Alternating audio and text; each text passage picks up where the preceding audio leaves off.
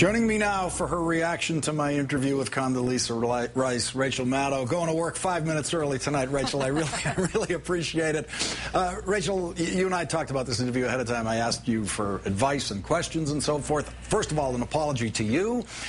She granted me 7 minutes, which I doubled, I think by getting her a little bit angry. But I would have needed an hour and a half to begin to get into the meat of what you and I were hoping I could have gotten into with her in the interview. What jumped out for you? I think there might be an item or two you want to take issue with. Well, I mean, I'm very glad that you asked her about the smoking gun could be a mushroom cloud thing that she said, and the aluminum tubes are only usable for nuclear purposes, not for what Saddam actually had them for.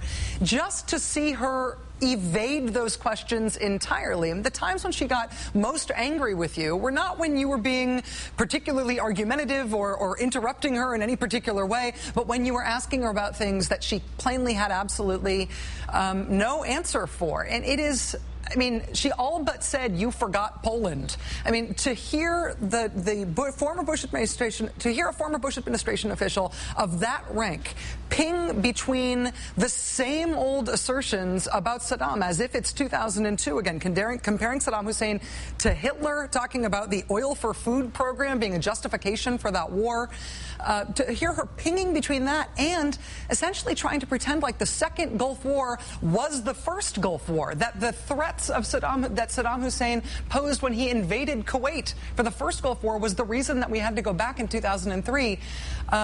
I found it to just be a jaw-dropping and astonishing, evasive interview. She will not respond to any question that you form that includes any information we know now that we didn't know then. And that's the way she handles weapons of mass destruction. She just refuses to deal with the question as we now know all the facts to be, and goes back to, well, this is what we were thinking, and yeah, it turns out the intelligence was false. And so you just keep running up against this frustrating thing. You know, listen, I stopped short. There is this quote in Bob Woodward's book, State of Denial, where David Kay, the chief weapons inspector that we sent over there to try to find the weapons of mass destruction after the war, he said about Condoleezza Rice, she was probably the worst national security advisor in modern times since the office was created. Now, I was a gentleman. I left that out. But it's a relentlessly frustrating experience, Rachel, to talk to her and not be able to get her to engage on what we know now. But that in itself, I think, was very, very illuminating. I feel like after watching that interview, there's one thing that I understand better than I've ever understood before, which is that the Bush administration folks like Condoleezza Rice really think there are no lessons to be learned from then sending us to war on the basis of a threat that did not exist. She told you, you don't get up in the morning and say the intelligence could be wrong.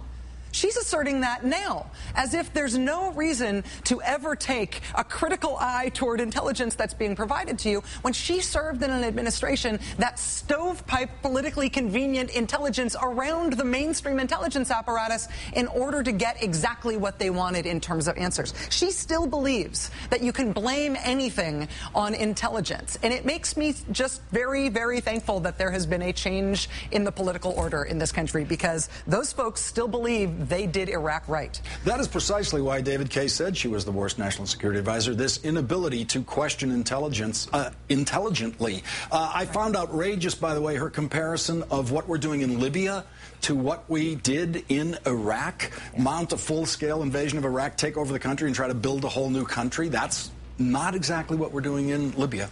And the case that she was making about Iraq could have been made against any country in the world. When she's talking about things that Saddam Hussein did years before that invasion as to people in his own country and to neighboring countries, justifying something that she insisted we do in 2003, I mean, then why didn't we invade North Korea? Why didn't we invade Sudan? Why didn't we invade anywhere else in the world? We did it to settle a score, because after Osama bin Laden attacked this country, her administration, her included, decided to remake the world in an image that they felt was more politically convenient. They still haven't learned the lesson that that was wrong, and you laid that more bald today in that interview than anything else I've ever seen. Rachel, thanks for joining me. You now have 10 seconds to get ready for your TV show. I'll start writing it. Okay.